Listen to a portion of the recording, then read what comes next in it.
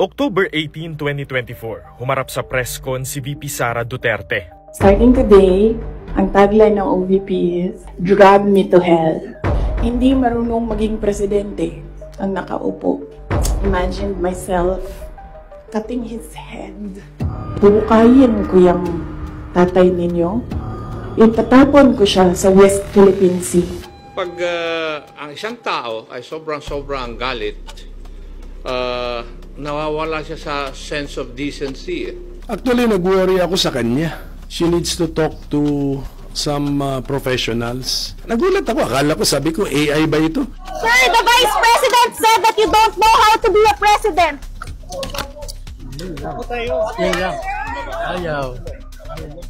Para kay Presidential son, Congressman Sandro Marcos, VP Duterte crossed the line. Kay Presidential sister Senator Amy Marcos, magkaibigan pa rin daw sila ni Duterte. Sabi ni DOJ Secretary Jesus Crispin Remulla, shocking and disturbing ang mga pahayag ni Inday Sara. It reflects such thoughts that are against human decency.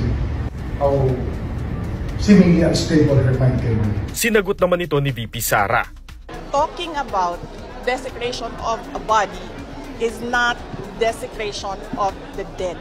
Dapat sana siguro, as a lawyer, maintindihan niya yon kaagad. Ayon sa political analyst na si Attorney Michael Yusinko, transactional politics kasi ang ginawa ng Marcos Duterte noong 2022, kaya nagsisingilan sila ngayon. This is not about being hysterical or yung sinasabi nila na may meltdown or may mental health issue. Bakit nga ba siya nagalit? Kasi meron silang kasunduan na hindi natupad. Ito yung tinatawag natin na basihan ng kanilang alyansa, yung Uniteam. Niloloko pala nila yung mga supporters nila. This is all about a transactional politics na nasira. What's more accurate is, nagdabitan sila. What do you think? What do you think? What do you think? G-Newscaster Xander Cayabyab, reporting for G-News.